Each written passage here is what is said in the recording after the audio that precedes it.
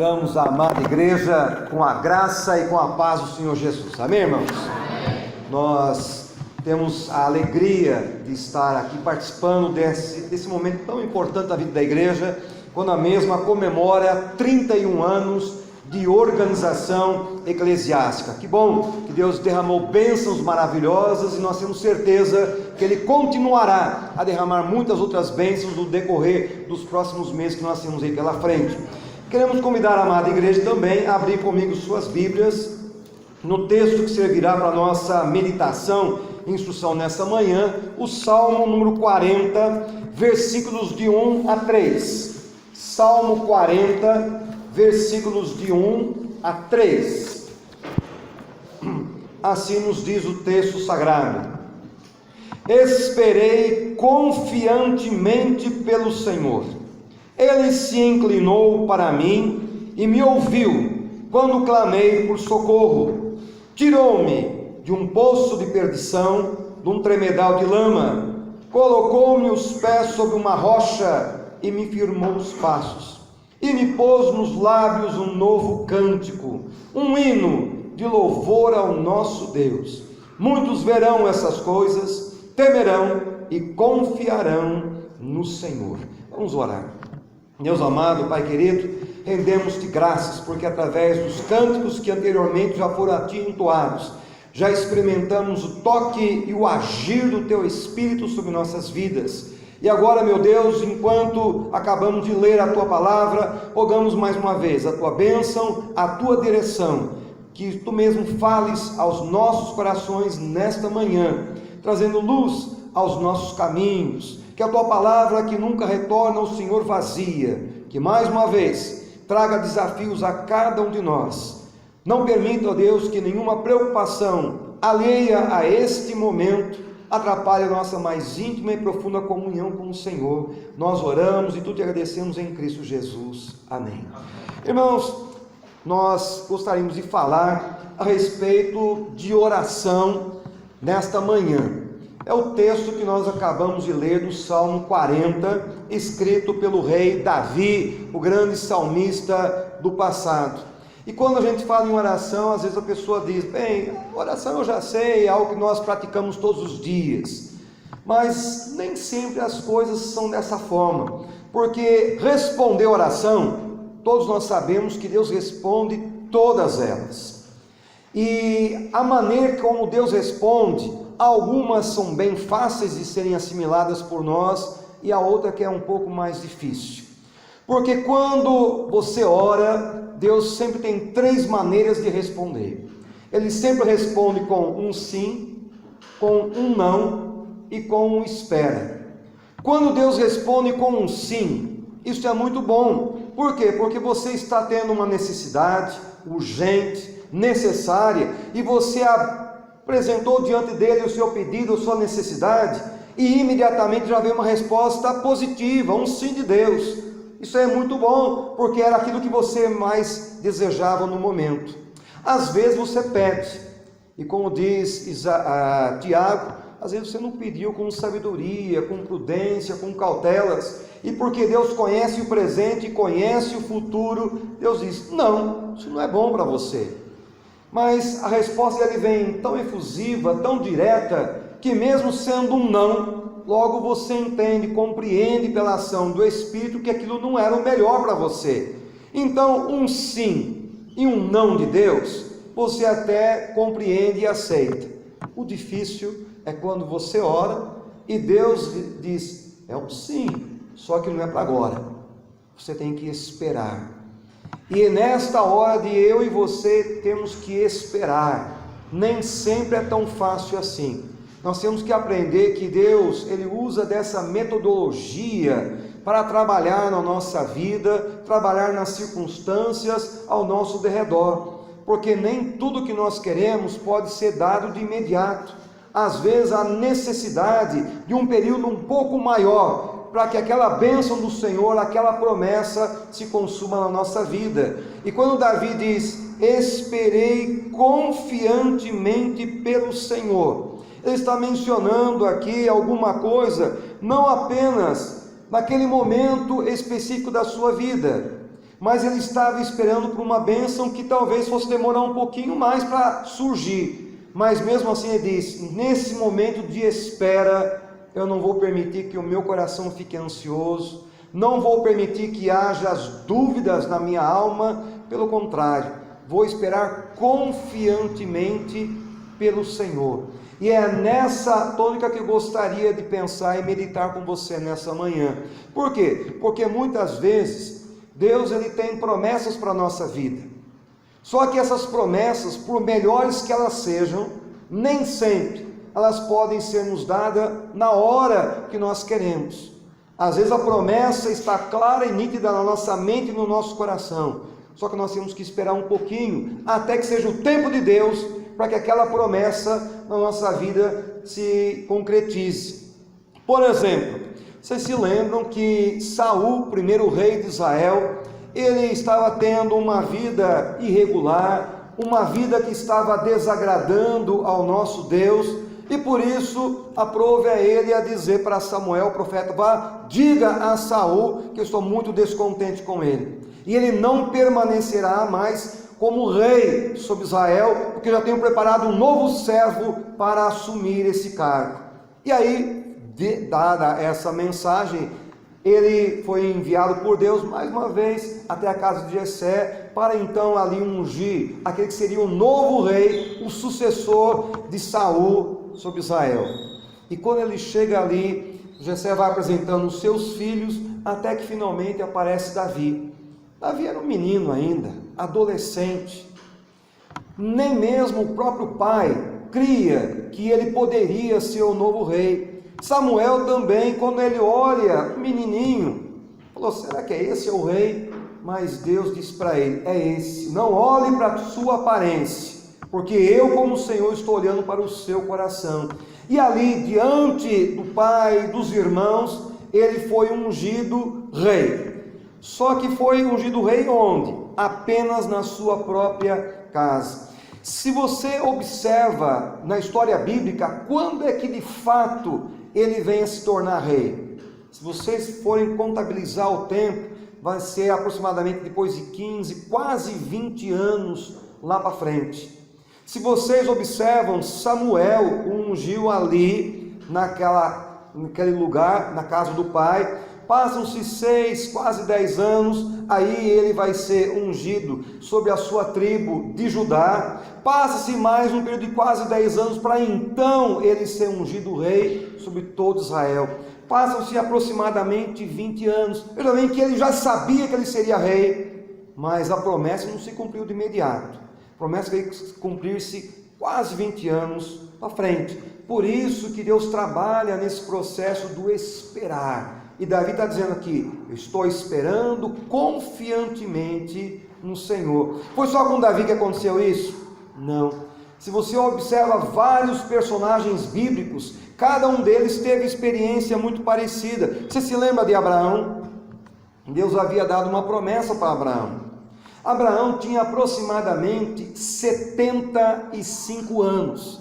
E ele recebeu uma promessa muito clara e muito nítida do Senhor: Abraão, você vai ter um filho, e nesse filho você vai ser muito abençoado, e todas as famílias da terra o serão também.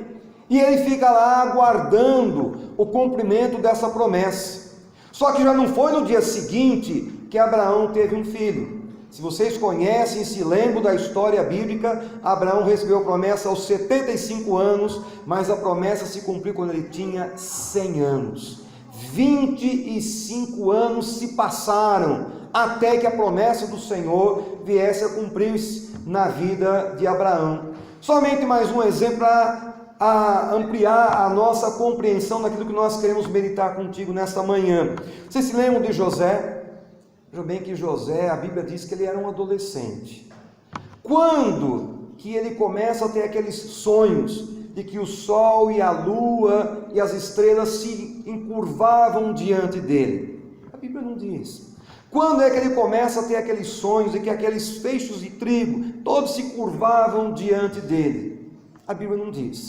Mas a Bíblia diz que quando ele foi vendido pelos seus irmãos para aquela caravana de midianitas, ele tinha aproximadamente 17 anos. Sabem quando foi que se cumpriu a promessa dele se tornar de fato governador de todo o Egito? Ele tinha 30. Portanto, vejam bem que nesse período aí são no mínimo 13 anos, até que tudo se consumasse. Então esta é a metodologia de Deus agir. E o que eu quero mencionar aqui nessa manhã, aprendendo a esperar no Senhor nosso Deus, é o seguinte, é que nós vivemos uma época imediatista, onde nós queremos que tudo aconteça com uma rapidez incrível. Nós estamos pensando e já queremos que a coisa se materialize diante dos nossos olhos. Só que a Bíblia muitas vezes apresenta que as coisas não são assim. Porque se você orasse e fosse sempre um sim ou um não de Deus, ia ser muito fácil, é algo bem imediato. Mas muitas vezes Deus responde com espera. E no esperar, isso aí vai exigir de mim e de você fé e confiança em Deus. E a ideia que eu quero trazer para você nessa manhã, em primeiro lugar, é que o esperar não significa que seja falta de fé. Muito ao contrário.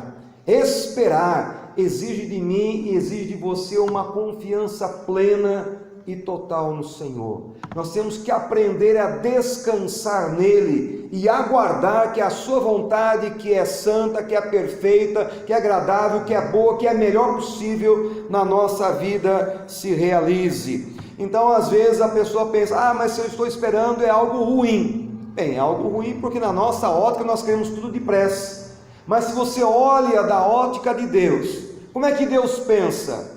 Jeremias explica isso, lá no capítulo 29, 14, ele diz, eu é que sei que planos tenho a respeito de vós, são pensamentos de bem e não de mal, para lhes dar um futuro e uma esperança. O que Deus quer é nos dar um futuro, quer nos dar uma esperança, mas para isso eu tenho que aprender a esperar nele, e para esperar nele eu preciso ter fé, eu preciso ter confiança, porque o que ele está planejando para mim não é algo ruim. Ele mesmo diz, o que ele planeja para mim é algo bom, é algo tremendo, é o melhor possível, mas eu tenho que aprender a confiar nele. E pensando nisso um pouquinho, nós vamos ver algumas passagens para embasar isso que nós estamos falando, e a primeira delas que eu gostaria que você olhasse comigo, está lá em Hebreus, no capítulo 6, os versículos 11 e 12, Hebreus capítulo 6,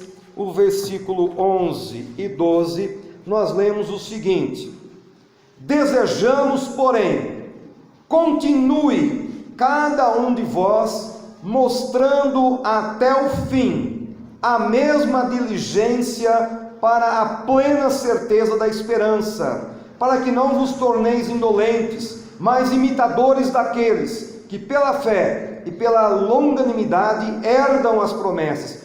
Vamos repetir um pouquinho, olha lá o que diz, desejamos, porém, continue cada um de vós mostrando até o fim a mesma diligência. O que ele está mencionando aqui? Ele está dizendo que a vida cristã, ela não se constitui apenas de um dia. A vida cristã não é apenas uma semana, não é apenas um mês. A vida cristã é toda a nossa caminhada até chegarmos ao céu, até o último dia. E o que o profeta está mencionando aqui é o seguinte, o que ele deseja é que nós tenhamos diligência. Diligência quando? Só um dia? Só uma semana? Não. Ele está dizendo o seguinte, olha, até você chegar lá no céu, vão existir ladeiras, descidas e subidas o tempo inteiro, como acontece aqui em Minas Gerais. Há muitas subidas e há muitas descidas. Porém, você tem que ter o mesmo ânimo, a mesma determinação do começo ao fim. Você não pode ter apenas um ânimo agora e daqui a pouquinho você perde o seu ânimo. Pelo contrário, você tem que perseverar até o fim. Por quê? Porque se você não fizer isso, você vai se tornar um negligente, um indolente, uma pessoa que começa bem, mas que desanima no meio do caminho. Você não pode desanimar. Eu tenho promessas para você, mas para que você herde essas promessas, para que essa esperança se torne uma realidade na sua vida, você tem que ser diligente até o fim, perseverando, não desista. É isso que ele está mencionando. E veja bem que ele dá um exemplo na sequência do 13 ao 15, o exemplo de Abraão, que eu acabei de mencionar. Pois quando Deus fez a promessa a Abraão, visto que não tinha ninguém superior por quem jurar, jurou por si mesmo, dizendo: certamente te abençoarei e te multiplicarei. E assim, depois de esperar com paciência, obteve Abraão a promessa. Pois os homens juram pelo que lhes é superior, e o juramento servindo de garantia para eles é o fim de toda contenda. Aí ele está mencionando que Deus, não tendo por quem jurar, acabou jurando por ele mesmo. Mas está dizendo que Abraão recebeu a promessa depois do quê? De esperar. Essa é a ideia. Deus, ele tem planos, mas como Abraão, às vezes você tem que esperar, para que, esperando na promessa de Deus, no juramento que o próprio Deus fez por ele mesmo, a promessa se cumpra lá na frente. Portanto, esperar não é falta de fé, esperar pelo contrário, é eu e você aprendemos a confiar, a depender em Deus, até que aquela promessa se cumpra na nossa vida. Lá em Romanos 4,12, diz lá que quando você aprende a andar por fé no Senhor, você vai fazer como Abraão, que tinha aquelas pegadas de fé. E esse texto, a ideia mais ou menos é o seguinte, que ele andava como se fosse numa areia, e a medida que ele estava andando, ele ia deixando as suas pegadas. E ele diz que eu e você temos que fazer a mesma coisa. Você pode não estar enxergando, mas você vai pisando exatamente onde ele estava pisando, confiando que lá na frente a promessa vai se cumprir na sua vida. Então, em primeiro lugar, o que eu e você temos que aprender é que esperar não é falta de fé. Pelo contrário, sou eu aprendendo a descansar em Deus, na sua promessa, nas suas palavras, porque elas no tempo dele haverão de se cumprir na minha vida. Mas em segundo lugar, esse esperar implica também numa segunda ideia. Enquanto eu estou aprendendo a confiar em Deus, a segunda ideia é que o esperar é para que Deus trabalhe no meu interior. Por que às vezes eu estou pedindo, como Davi, e ele teve que ficar esperando confiantemente no Senhor? Porque Deus estava preocupado não apenas em dar a bênção. Deus estava dizendo: eu vou te dar a bênção, só que você tem que amadurecer por dentro, você tem que crescer, porque se eu der a bênção agora, você não está preparado para recebê-la. Então eu vou trabalhar no seu coração, vou trabalhar no seu interior, para que quando você estiver preparado, a bênção chegue na sua vida. E para embasar essa ideia, eu vou pegar o texto de Gálatas 4, os versículos 1 e 2. Lá em Gálatas 4, os versículos 1 e 2, nós lemos o seguinte: digo, pois, que durante o tempo em que o herdeiro é menor, em nada difere de escravo, posto que é ele senhor de tudo, mas está sob tutores e curadores até o tempo pré-determinado pelo Pai. Pastor, parece que eu não entendi essa passagem. O que ele está dizendo aqui é o seguinte: ele usa um exemplo secular para então trazer uma ideia espiritual. Qual que é a ideia que Paulo está trazendo? Ele diz de uma pessoa que é um herdeiro, é uma criança. O pai é o dono de toda a propriedade, mas o filho, ele é herdeiro de tudo aquilo. Por direito, mais cedo ou mais tarde, tudo aquilo vai ser dele. Só que ele está dizendo que enquanto ele é menor de idade, o que acontece? Ainda que fosse tudo dele, ele não pode estar à frente. Ele está sob tutores, sob curadores, pessoas que estão administrando até que ele tenha condições de tomar conta. No Brasil parece que aconteceu isso aí também. Vocês se lembram? Quando Dom Pedro I foi embora e teve que deixar o príncipe regente em seu lugar, Dom Pedro II, ele era uma criança ainda, podia governar? Não tinha um cidadão chamado José Bonifácio que ficou ali tomando conta até que ele pudesse administrar por conta própria? A mesma coisa. Deus também diz: olha, eu tenho promessas para vocês, só que enquanto vocês são como criança, vocês não podem herdar essas promessas. Eu vou trabalhar no coração, vou trabalhar na alma de vocês, e quando der o crescimento, o amadurecimento, aí a bênção chega para você. Por que isso acontece? Porque há uma parábola bíblica que você vai entender. A Bíblia nos diz de um pai que tinha 2 filhos.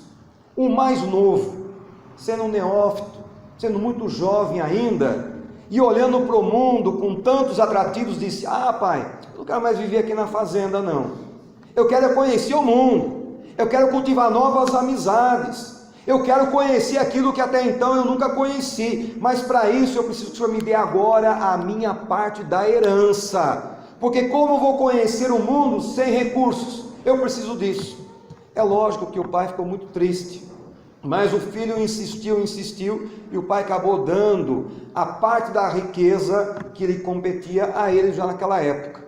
E a minha pergunta para você que me ouve é o seguinte: quando um jovem ainda inexperiente, imaturo, pega uma grande fortuna nas mãos e sai, se ele não tem maturidade suficiente, o que ele faz com a fortuna? Você se lembra da parábola? Ele dissipou tudo, ele perdeu tudo. Por isso que muitas vezes Deus quer nos dar alguma coisa, mas antes dele nos dar, nós temos que ter o crescimento, o amadurecimento, porque do contrário nós iremos desperdiçar aquilo que ele quer nos dar. Quem sabe, para nós entendermos um pouquinho esse princípio da espera, o novo exemplo vai ser um pouco mais claro. Eu li sobre um rapaz que estava lá estudando sobre botânica e etc, e ele teve o privilégio que, enquanto estudava, lá na sua casa, numa das plantas ali, ele descobriu um pequeno casulo. E por aquilo que ele já estava estudando, falou: ah, que maravilha, como eu sempre quis descobrir como que é esse processo de transformação da mariposa na borboleta, e agora que alegria, que maravilha, eu tenho um casulo aqui na minha própria casa. E ele estava lá observando, e passa um dia, passa dois, só que é aquela questão, ele não conseguia esperar, ele estava ansioso, ele estava desesperado para ver aquilo logo acontecer. E como passa um dia, passa dois, estava chegando no terceiro dia, nada. Ele falou: sabe uma coisa, acho que eu vou ter que dar uma ajudazinha, porque está demorando demais, e eu não tenho tempo para ficar perdendo, eu quero isso logo. E ele, com muito cuidado, pegou lá um esqueleto e falou: eu vou ajudar essa mariposa. E começou a fazer alguns cortezinhos ali na ponta do casulo, para tentar ajudar a mariposa a sair logo do seu casulo. Só que quando ele corta e abre o suficiente para ela sair para fora, ele percebe que o que sai para fora era algo indescritível, porque não era uma mariposa, porque estava num processo de transformação, mas também não era uma borboleta, porque ela não havia completado todo o ciclo.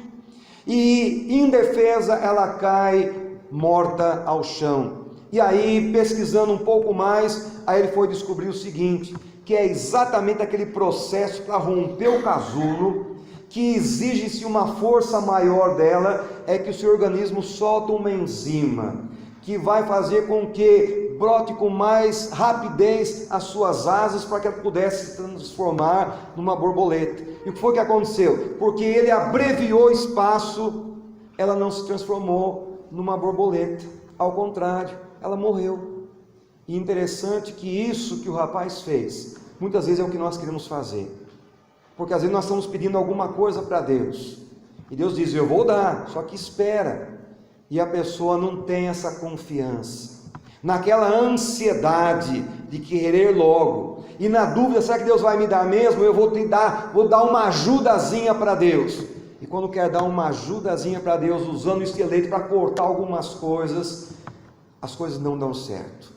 Porque não foi assim com Abraão e Sara. Ao tentar dar uma ajudazinha, nasceu Ismael, e a briga está lá posicionada até hoje diante dos nossos olhos. Toda vez que eu e você queremos dar uma ajudazinha para Deus, as coisas não funcionam. Então Deus, Ele quer trabalhar conosco, mas muitas vezes Ele tem que desenvolver em nós a fé, a confiança, e depois Ele tem que trabalhar no nosso coração para que aquela bênção seja nos dada na hora certa, nem antes e nem depois. E se vocês observam um exemplo tremendo, Deus havia dado para José, eu comentei agora há pouco esse exemplo, de que ele lá na frente seria governador lá do Egito. Tudo bem. E quando você abre a Bíblia em Gênesis, no capítulo 40, parece que nunca houve uma ocasião tão forte, tão consistente, em que o sonho se realizaria. Por quê? Porque ele havia passado já uma fase difícil. Os irmãos se lembram da história. Ele foi vendido pelos midianitas, ficou na casa de Potifar, depois a esposa dele o traiu e ele foi para a prisão. Deus o abençoou ali, que o colocaram como chefe, mesmo sendo um dos presos, mas ele era um dos chefes ali. E no capítulo 40 mostra outros 2 prisioneiros chegando, um copeiro e um padeiro. E veja bem que, por causa da sua posição como chefe, estava lá conversando com eles. E por que os 2 estavam ali? Porque eram os 2 que tinham uma intimidade muito grande com o faraó. Se alguém quisesse fazer alguma coisa contra o faraó, tinha que ser ou através do padeiro ou através do copeiro. Por quê? O copeiro era aquele que o vinho, água, qualquer coisa, antes do faraó tomar, ele tomava. Por quê? Se houvesse um veneno, ele tinha que morrer primeiro e o faraó se preservava. O padeiro quem que era? Não era só o que fazia o pão, mas ele fazia o pão, a comida, tudo, e tinha que experimentar, porque se a comida estivesse envenenada, o faraó saberia, você morre primeiro. Se os 2 estavam lá, possivelmente houve uma conspiração. Enquanto o faraó não sabia quem era o devido culpado, falou, os 2 ficam aqui até que eu chegue a uma devida conclusão. E e José estando ali, conversando com eles, eles contam um sonho que os 2 tiveram. E ele, orientado por Deus, diz, olha, copeiro, o que acontece é o seguinte, nesse sonho, esses 3 dias, mostra que o faraó vai descobrir que você é inocente, que você não tem culpa nenhuma, que você foi julgado inconvenientemente, e ele vai te libertar, e ele vai te colocar na posição novamente.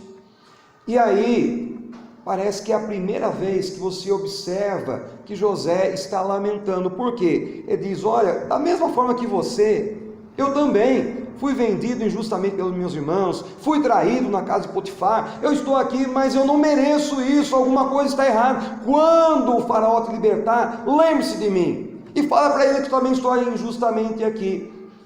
E o que acontece? Aquela pessoa aí, o copeiro, veja bem que 3 dias ele foi de fato libertado. Ele estava naquela angústia, o que será que vai acontecer? 3 dias antes, ele já estava sabendo que ele seria absolvido, que ele seria recolocado no seu posto, e o que José estava pedindo era simplesmente que ele se lembrasse. Mas Deus trabalhou de tal maneira que ele não se lembrou. Pelo contrário, ele foi recolocado no seu posto, o padeiro foi condenado à morte, mas se você conhece a história bíblica, o copeiro simplesmente se esqueceu. E eu fico pensando, por que o copeiro se esqueceu? Porque quando você vê José se lamentando, mostrando que era injusto ele estar ali, possivelmente, eu acho que o coração dele não estava preparado para aquela posição. Que se ele subisse lá com aquela mágoa, com aquele rancor, com aquela raiz de amargura, ao invés de ele ser um libertador do seu povo, quem sabe ele iria exterminar com toda a sua família. Ele não estava preparado. Deus falou, não. E o copeiro simplesmente se esqueceu. Agora, se você continua a narrativa bíblica, você vai ver que 2 anos se passam. E depois de 2 anos, aquilo que o copeiro não havia se lembrado, 2 anos depois ele se lembrou. Porque o faraó agora tem um sonho, e ninguém conseguia desvendar o sonho de faraó. Agora sim Deus trouxe à mente do copeiro, olha, lembre-se de José. E José foi chamado, agora ele estava habilitado para aquela posição, antes não.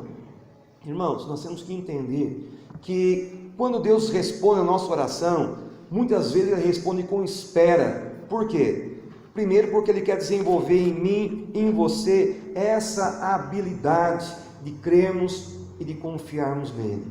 Mas às vezes não é só isso. Às vezes ele quer já nos dar, você já está confiando, como José já confiava, só que você não está preparado. Então ele diz, você vai ter que esperar mais um pouquinho. E às vezes, quando a gente pensa nisso, olhando para a nossa vida, você olha, você está lá no seu trabalho, e você vê que uma pessoa foi promovida, a outra foi, e parece que você está lá no stand-by, quietinho, e às vezes a nossa inquietação faz com que venha à nossa mente, por que um foi promovido e eu ainda não? Será que estão tramando contra mim? Será que estão maquinando contra o meu progresso? Irmãos, nós que somos cristãos, nós não podemos pensar assim. Lá em Isaías, e o pastor hoje leu vários textos de Isaías, mas há um outro texto lá de Isaías 43:13, que diz: agindo eu, quem impedirá? Gente, nós cremos num Deus que age, que é soberano sobre todas as coisas. Se Ele não permitiu que eu ou você galgássemos uma posição a mais, é porque alguma coisa não está bem amadurecida dentro de nós, e Ele ainda está trabalhando. Não é porque alguém está planejando o mal, é que Deus está olhando, você ainda não está maduro o suficiente para isso. Agora, quando se olha lá Provérbios 21:1, Provérbios 21:1 é maravilhoso esse texto. Por quê? Porque ele diz que como ribeiros de águas, assim é o coração do rei nas mãos do Senhor. Este o inclina segundo o seu querer. Traduzindo, o que ele quer dizer? Ele diz que o homem é capaz de mudar o curso dos rios. E ele diz que da mesma forma como o ser humano pode mudar o curso dos rios, somente Deus pode mudar o coração do homem. Mesmo que este homem seja aquele que tem autoridade sobre você, no caso o rei. Então, não importa o que alguém queira fazer contra você, se Deus tem um plano para a sua vida, não tem ninguém que possa impedir que aquele plano de Deus na sua vida se consuma. O que você precisa é aprender a confiar nele e deixar que ele trabalhe no seu coração. Então, eu quero mostrar uma terceira e última parte para você, para a gente ir concluindo esse estudo na parte da manhã.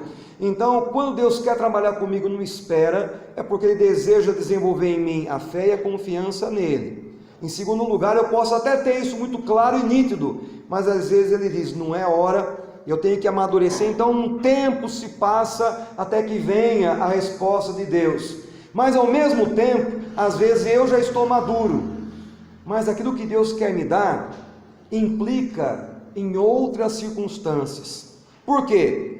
O mundo é como uma orquestra. Numa orquestra tem lá o maestro, mas veja bem que tem um que toca um instrumento, tem outro que toca outro, cada qual toca um instrumento. No mundo é a mesma coisa. Deus tem um plano para a minha vida, mas Ele tem um plano para a vida da pessoa que está ao meu lado.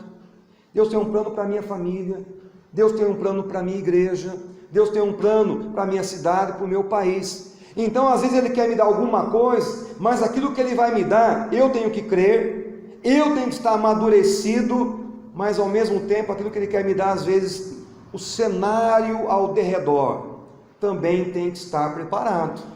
Por quê? Porque eu posso estar preparado, mas se o cenário não está, Deus não vai me dar a bênção.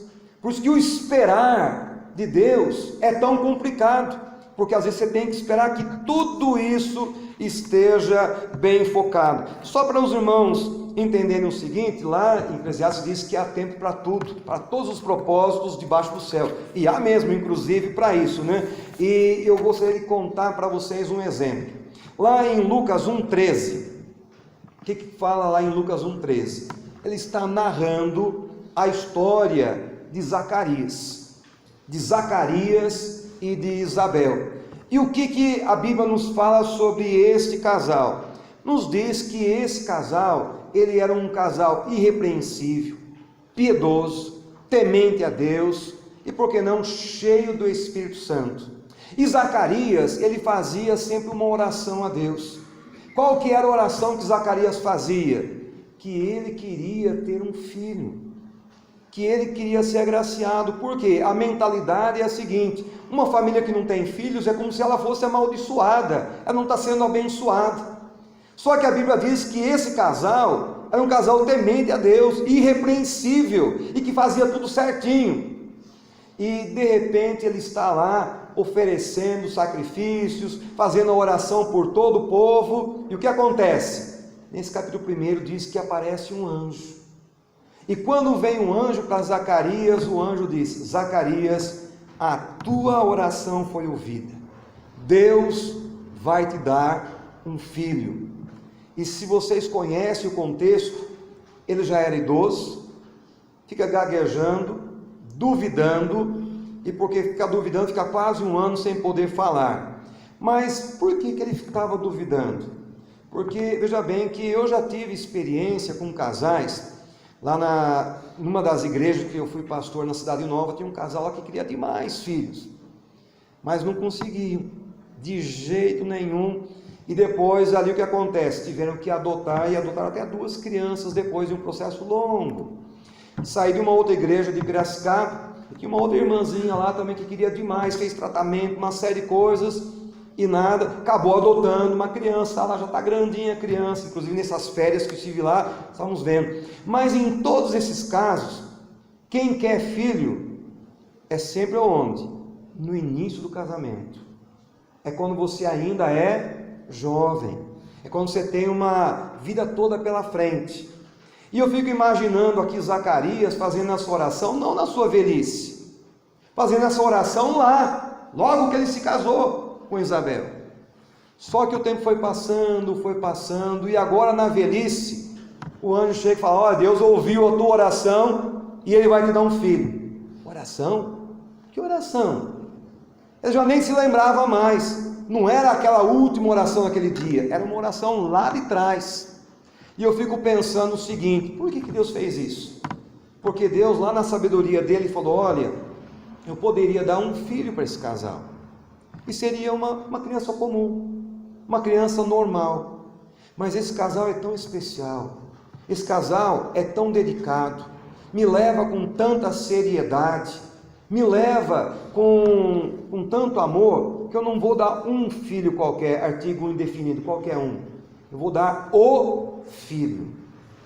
Mas para dar o filho, tem que ter um tempo certo, porque esse o filho que eu vou dar vai ser o precursor do meu próprio filho, vai ser aquele que vai preparar-lhe o caminho, vai ser aquele que vão dizer dele mais tarde que nenhum nascido de mulher era tão especial quanto ele. Mas para eu dar esse filho, tem que ser na época que o meu vai nascer. E a Bíblia diz que Jesus nasceu quando? Na plenitude dos tempos, não foi antes nem depois. Então Deus queria dar o filho para Zacarias, mas tinha que ser um filho especial. Falou: eu vou dar, mas é lá na frente, você vai ter que esperar. E ele esperou. Muitas vezes Deus quer nos abençoar, mas Ele tem que trabalhar na nossa fé, trabalhar para que a gente amadureça, e às vezes você já está maduro, mas as circunstâncias, no caso aqui, tinha que esperar todo o cenário histórico estar preparado para que Jesus viesse, para que então João Batista também nascesse. Irmãos, é assim que Deus trabalha.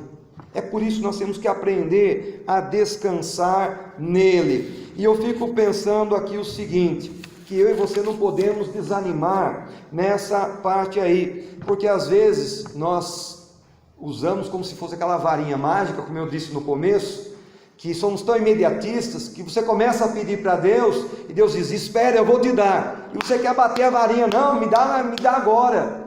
Ele não vai te dar agora, não é assim. Por quê? Porque ninguém entra numa estufa hoje e já sai amanhã amadurecido. Você tem um processo de crescimento, de amadurecimento. Quando você lança uma sementinha no chão, não é lançar hoje, amanhã já está produzindo, não. Vai sair uma florzinha, depois vai nascer o caule, depois vai vir a flor, até que surja o fruto, vai demorar. Tudo é assim.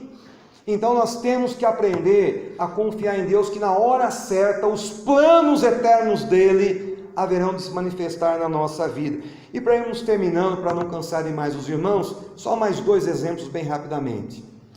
Vocês se lembram da história de Mardoqueu ou Mordecai, depende da tradução da Bíblia, lá no livro de Esther? É interessante o que acontece, que o que a Bíblia destaca é que naquela época houve uma conspiração, e como Mordecai ele trabalhava no palácio, ele acabou ouvindo por acaso de pessoas que estavam tramando contra a morte, contra a vida do rei, para tirar a vida do rei. E Mordecai, uma pessoa justa, honesta, foi lá e comentou, e o rei então mandou averiguar os fatos, e de fato se provou que havia uma conspiração, as pessoas foram presas, e tudo isso aí foi registrado lá nas crônicas, no livro da história do povo, e simplesmente a história para por aí. E aí vem os acontecimentos. Aí depois a rainha Vasti sai, entra Esther, e os fatos vão acontecendo, e surge ali num comando Amã, e Amã fica furioso porque Mordecai não se curvava diante dele, Mordecai só adorava a Deus, falou: eu não vou me ajoelhar diante de um homem.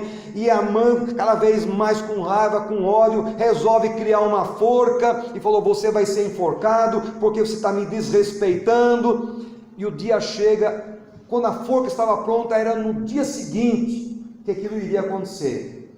Naquela noite, vocês sabem o que foi que Deus fez? Se você ler o livro, você vai perceber que naquela noite o rei não dorme. E naquela época não tinha Rivotril, não tinha remédio para o rei dormir, não tinha não tinha Netflix para ele ficar passando o tempo. Ele teve que ficar lá acordado, chamou um servo e falou: olha, me traga lá um livro de crônicas da história do meu povo, um livro de atas, né, na prática.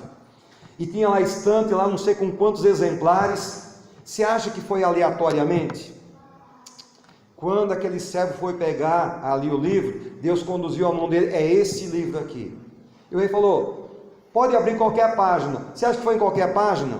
Foi exatamente ali, naquele lugar, onde o servo começa a ler: em tal dia, houve um servo chamado Mordecai, que apresentou ao rei uma conspiração, e depois de tudo examinado, de fato comprovou-se que havia realmente esse intento contra a vida do rei, e aquelas pessoas foram presas, e o servo, e ponto final. E o rei falou: mas espera aí, ponto final? E o que nós fizemos com Mordecai? Aí o servo falou: rei, aqui está dizendo que não fizemos nada, nem o muito obrigado foi dito para ele, tem nada aqui. Ele falou: não, nós temos que fazer alguma coisa.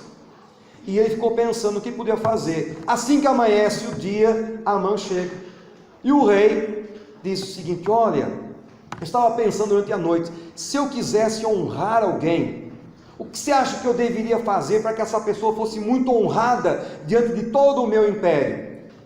Em quem que Amã estava pensando? Nele.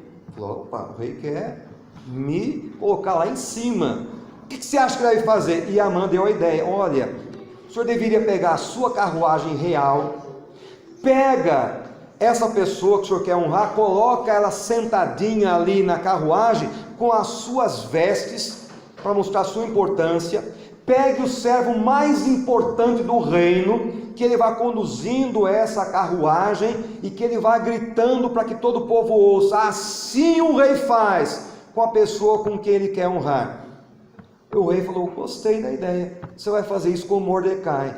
Já pensou a cara de Mordecai nessa hora, que ele tinha planejado para aquela manhã enforcá-lo, e Amã tinha pensado nisso, e ele falou: você, Amã, vai fazer isso com Mordecai.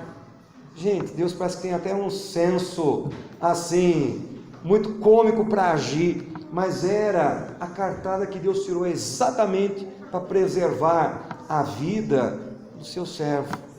E eu poderia falar tantos outros exemplos, porque Paulo, quando ele chega lá em Filipos, depois de fazer tudo, ele é preso, ele poderia estar lá murmurando, lamentando: estou fazendo certo e olha onde Deus me permite vir.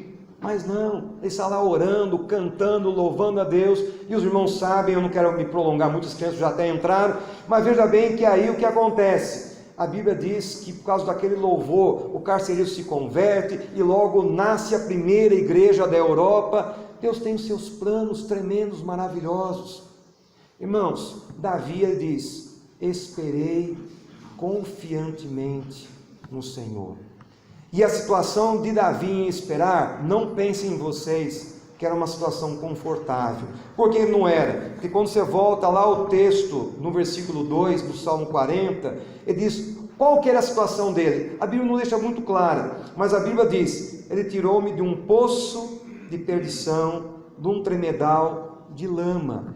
Em outras palavras, o que é um poço de perdição? Poço de perdição, se você tem um poço na sua casa, na minha casa meu pai tinha um poço de água lá com 20 metros, se você jogasse uma pedrinha, é só esperar, tim, você ouvia a água cair lá embaixo. Um poço de perdição, você joga a pedra e você não ouve, porque não tem fim. E ele está dizendo que ele estava mais ou menos assim, ele não tinha chão. Ao mesmo tempo ele diz um tremedal de lama. O que é um tremedal de lama? Não é a lama de Brumadinho, infelizmente. Não tem nada a ver. Mas você já ouviu aqueles filmes onde aparece areia movediça? O que é uma areia movediça? Se você está paradinho, quieto, você afunda devagar. E se você se mexe, você afunda depressa. De qualquer forma, você vai afundar, depressa ou devagar. E ele diz que a situação dele era assim. Ele não tinha chão, ele estava afundando, ele não sabia mais o que fazer. Então ele entregou nas mãos de Deus. Deus respondeu já? Não. Falou, espera. E ele ficou lá esperando. E ele esperou sem ansiedade, sem querer pular fases, esperando que tudo amadurecesse dentro dele, esperando que tudo fosse arranjado ao seu derredor. E quando tudo estava pronto, o versículo 2 diz: Deus tirou-me desse poço de perdição, Deus tirou-me desse tremedal de lama.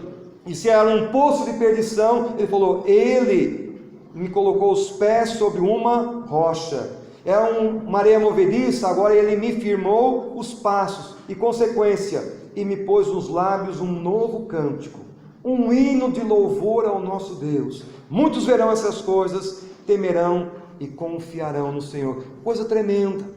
Um sim e um não de Deus é rápido.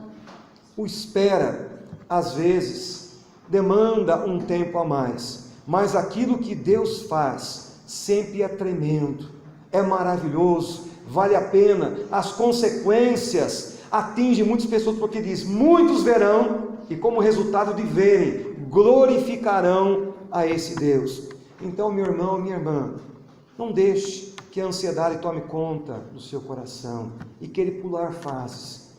Não deixe que a dúvida adentre a sua alma. Ah, Deus se esqueceu, Deus virou as costas para mim. Não, tudo tem um tempo certo.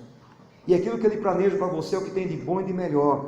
Ninguém vai tirar aquilo que é teu, porque nós temos um Deus soberano que age sempre na hora certa, nem antes e nem depois. E se você confiar nesse Deus, se aprender a esperar nesse Deus, você vai ver que no tempo certo tudo se resolve e a vitória será tremenda diante dos seus olhos, e muitos serão impactados pelo poder de Deus que ali vai se manifestar. Que essa igreja continue a crescer forte e firme na presença do Senhor. E eu acabei nem terminando, porque lá em Hebreus, aquele texto, no capítulo 6, no versículo 10, que eu não li, depois vocês podem ler lá em Hebreus 6:10, ele está dizendo que Deus não é homem para mentir. O ser humano até pode esquecer das promessas, agora Deus nunca vai se esquecer das promessas. Está lá, Hebreus 6:10. Então, o que acontece? Se Ele fez uma promessa, mesmo que ela demore 20, 15, 30 anos, não importa, Deus não vai se esquecer. Na hora certa, Ele vai te conceder essa bênção, e você há de ser mais do que vitorioso em todos os seus empreendimentos. Que essa igreja continue a marchar firme, com seus 32, 33, 35 anos, até a volta do Senhor Jesus. E que ela possa ver esse exército do Senhor sendo aumentado e multiplicado dia após dia, mais pessoas sendo trabalhadas, lapidadas pela graça do Deus Todo-Poderoso. Eu quero orar por você nessa manhã, e tenha fé, se a bênção não chegou, na hora certa de Deus ela há de chegar com certeza. Deus amado, Pai querido, que alegria podemos estar participando da festa que essa igreja faz ao comemorar seus 31 anos de organização. Sabemos, ó Deus, que nesse processo todo, muitas vezes nós temos que esperar para que no tempo do Senhor a bênção chegue ao nosso coração.